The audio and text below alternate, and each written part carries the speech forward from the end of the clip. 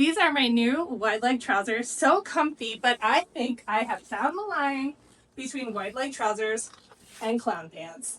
I'm gonna fix this by taking the cuff up and maybe taking a little bit out through the hip area with my special guest for this episode, the kittens.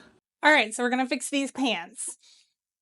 Like I said, a little longer, and I think we've got it. Okay, Google, music off. Okay, so we're gonna fix these pants a little longer, and I think we've got it. So in order to fix this, I found a fabric that has a similar drape, but as you can see, it's much darker. But I wanted the feel to be the same. Drape means like literally how it lays. See how this one kind of wrinkles a little, but it holds a bit of its shape, which is the same way that this one behaves. So I want to see, do they behave the same way when they're draping off of a form? So the look and the feel is correct because we can fix the color. I'm not talking about dye today. I found this beautiful kind of feminine lace. So I want it to be a fake cuff, but a fake cuff that, adds a touch of femininity to these work pants. So I'm actually going to be overlaying the lace over the dark, and hopefully the effect we get is close enough. Also, in this episode, I want to apologize for the air conditioner noise. Our central AC went out and we live in Texas. So it's window unit sounds or I melt. So let's get started. I'm going to focus on the cutting table here, okay? So you know when your pants are too large, or too long rather, and you cuff them up like this, and this is what they look like. I want to fake this look because honestly, none of my pants in the history of ever have ever been too long. So if you are one of my shorter girlies, you can use this trick too. You can just cut the pants off to where you want them to be and then add a fake cuff on. Or if they're the perfect length, you're gonna just go straight here and put a cuff on. The reason I'm doing a cuff today is because there's just not enough fabric right here on the seam to do anything with. Not enough to make it worth my time, long enough, essentially. What I want to do is come down maybe 1.5 inches, maybe 2 inches.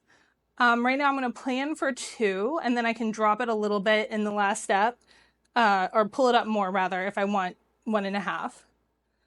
And I want the cuff to be kind of a chunky cuff. I'm thinking maybe 4 inches from the bottom from where I need it to be to where it's going to sew onto the top, a big wide cuff, lots of lace. And so that it's going to have to make the return journey right here, 1, 2, and then probably 1 inch to fold her at the top, and then another inch for like seam allowance everywhere. You can see those are really rough numbers. So I want to do 4, 5, 6, 7, 8, maybe 8 inches wide. And I'm kind of guesstimating all this because I can make a lot of tweaks as I go, but this is one place I cannot make tweaks. These pants are 14 inches wide, which means I'm going to need a 28 by 8 long strip cut out of both the lace and my fabric that is looking just increasingly dark here as I look at it. So it's a little nerve-wracking. I'm really hoping the lace saves me on this one. So let's go ahead and measure this. Is 29. So that's going to be about perfect. I can cut my 2 8-inch long strips out of this. I'm so glad I just asked for quite a bit. It is a knit, so it is going to be slipping all over the place. And you can see that's what happened right here when the original person cut it. It was slipping all over the place for her too. That's okay. I always buy extra and we can even it out, right? I have a new Rotary Cutter that was given to me by a friend. I'm going to line this up with my grid. That is supposed to run along this raised edge right here, so you get a perfectly clean cut every time. I have no idea though if these razors are sharp at all, have like any luck. They gave it to me because although you can switch what side the razor blades go on, this one was pre-set up to be left-handed. I think some of you, nope, this blade is dull. How many of you knew that you could change a rotary blade out, huh?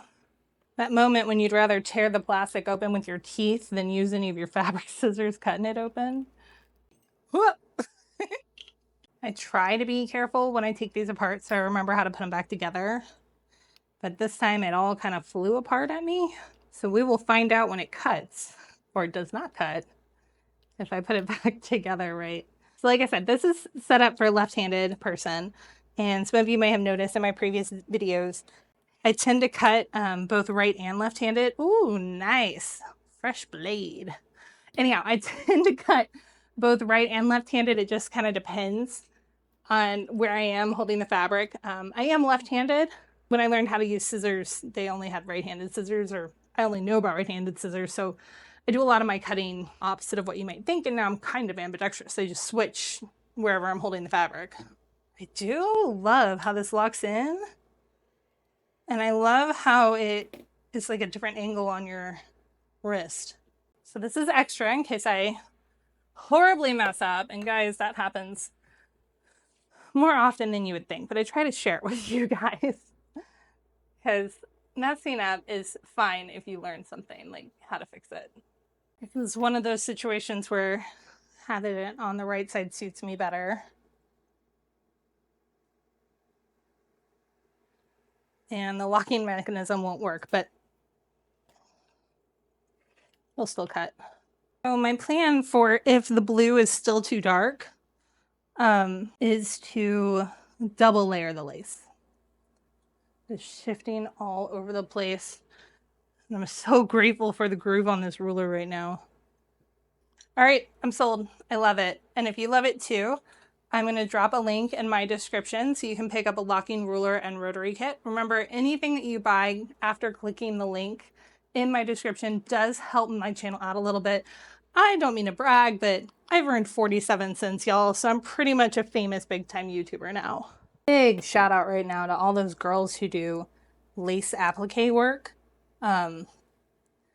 Huge respect. You guys are crazy. This is a pain. It'll be a million times easier to work with once I have it backed on my increasingly navy blue fabric. I was just complaining about it, but I love it. I love it, I love it, I love it, I love it. See how it's gonna look? That's gonna be so cute. Okay, so I'm going to serge the edges all the way around to kind of keep the lace from slipping all over the place anymore. And we're gonna see who out there has caught my big mistake that I've made so far. Did I not properly prepare the lace? Did I choose the wrong material for this project? Or did I forget to include a seam allowance?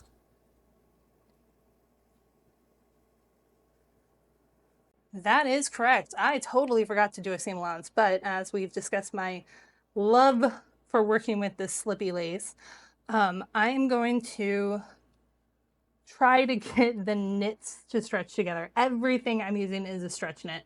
The pants, the lace, the underpinning, every single part of it. So I'm just gonna forge on and hope for the best, knowing that if it truly does not work, I have more of everything.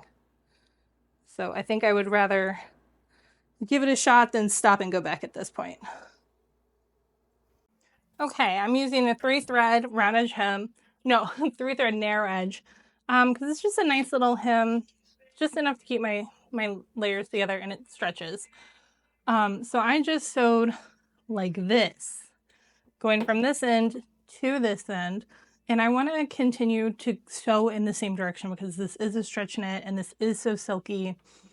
There's a good chance of this moving and shifting, and I want it to shift the same direction both times. My 600 also has the option up here to talk about, to tell the machine if I want it to be a stretch or a woven fabric so that it'll adjust my differential feeds automatically. And so I did let it know that it's a stretch. So that's really helping keep everything steady as well. I just realized I don't want to serge the cuff up yet. You can see what it's going to look like. Because I do want to put some interfacing on the back of this so that the cuff holds its weight when it's folded. So it'll be easier to do that when it's flat. So Oopsies. You guys will know how to do it properly. Let me make all your mistakes for you. It's going to be so much easier to work with now. Let's find that interfacing. All right, so I want to put some interfacing on the back of these cuffs to give them a little strength and body. And I think a couple videos back, shorts back, I said, if it's ever really good sale on stabilizer, go ahead and buy the whole bolt, which is what I always do, because sometimes the big pile of medium weight interfacing you thought you had was actually just a lot of heat and bond. But I have this for my backup. It's lightweight. And if it doesn't give me the body that I want, I also have some braiding. I was looking for horsehair, but I have skirt hem braiding that we can put in there as well. Luckily, that's just like baste in, baste out. Super easy. So, excuse me while I iron my lightweight interfacing onto the backs of my cuffs.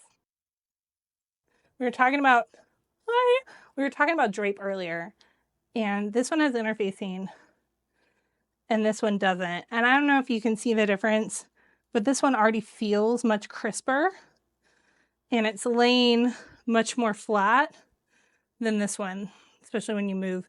So I want a little bit of stiffness at the cuff so it'll stand up instead of collapsing in on itself. So that is the difference. Stabilizer, no stabilizer. So a while ago, I said probably the best part of watching me is that you get to see me do the mistakes as I come up with these things, because sometimes I have an idea and I don't plan it all out before I make it. So you're seeing the thought process happen. And then you get to do it the right way. But I would love to know for future content what your favorite thing about watching me is and my teaching style. So please drop something for me in the comments. Okay, so we've got both of them with interfacing now. And our next step is going to be to put right sides together and sew the seam. What do you think, Dottie? Dottie says it's good enough. All right, I feel like the weight on this is pretty good. I was thinking about putting some of this braiding in at the top. I like it. I like the braiding. And you know what? If you look here, Dottie likes the braiding too. So all I'm going to do is cut a little bit, measure 1 inch down because eventually it's going to fold right over that point. And just do a nice wide zigzag. So I'm going to mark 1 inch and put this on top. All right, you'll see what I mean. Hold on. Oh, yep, good job, Dottie. Dottie's one of our fosters we found in our backyard. She's just about to go to the El Gato Cat Cafe. So if you are looking for a cat that plays fetch and also wants to help you with your sewing, drop me a message and I'll give you their contact info. They're an amazing no-kill shelter here in Houston. So all I'm going to do is I'm going to pin this just above the blue line so that when it folds over, it's helping to make that sharp cuff. And my zigzag is on the inside of my pants and you can't see it. You know what? If it's going to look good at the top, it's going to look good at the bottom too. So I'm just going to measure down. And then we'll have horsehair on either end of the cuff just to give it a ton of body. Maybe too much body, but you know what? We can always rip it out, right? I want to say at this point that I'm just fast forwarding through all the pinning, and so that's why you're not going to see that. But enough of you have seen me teach classes in real life to know that I don't pin anything. I got to vroom vroom sew. So let's vroom vroom sew. Got my iPad hanging out over here. Am I messaging with Skylark when I'm supposed to be filming a video? Maybe. By which I mean, yes. I have my cool little bobbin keeper so I know which color goes with which.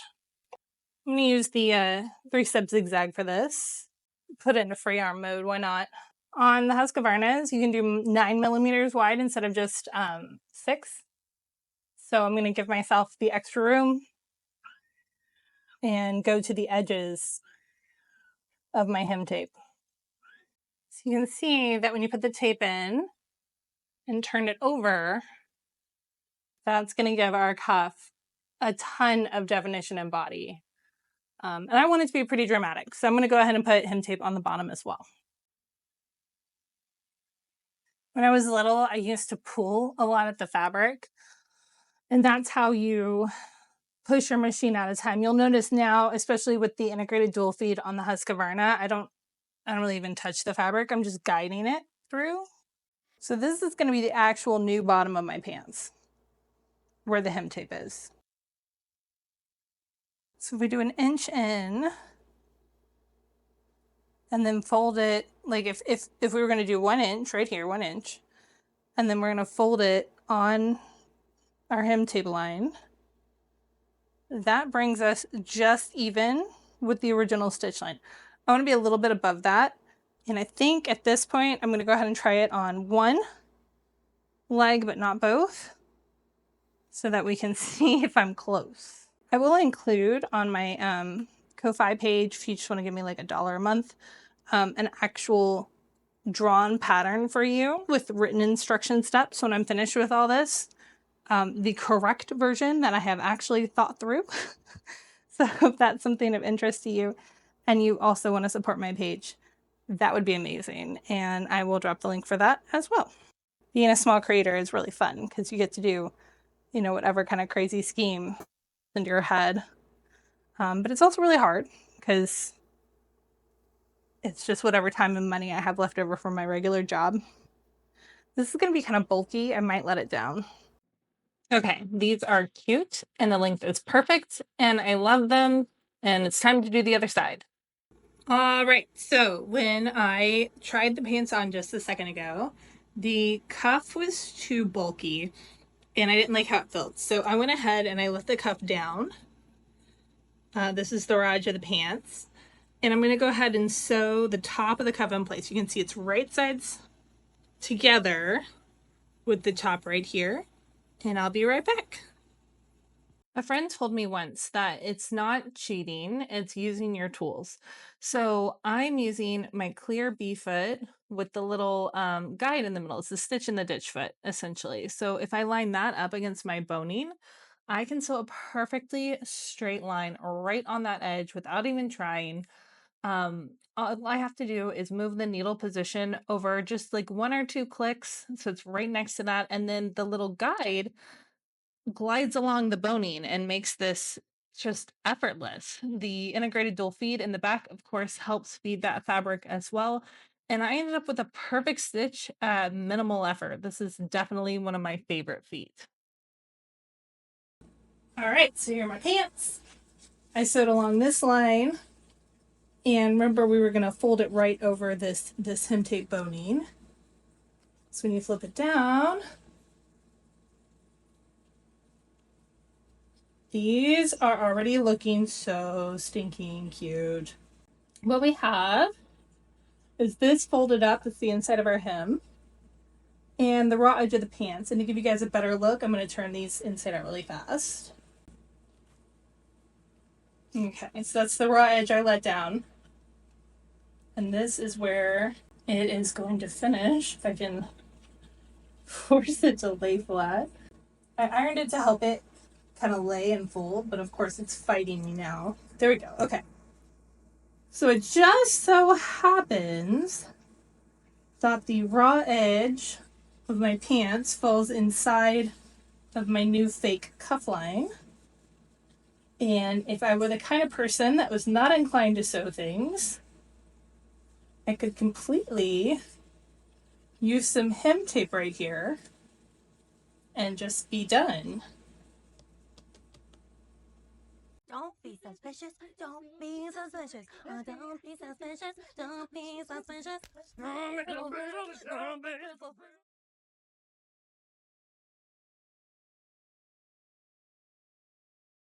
Okay, these are firmly out of the clown pants category and into my new favorite work pants.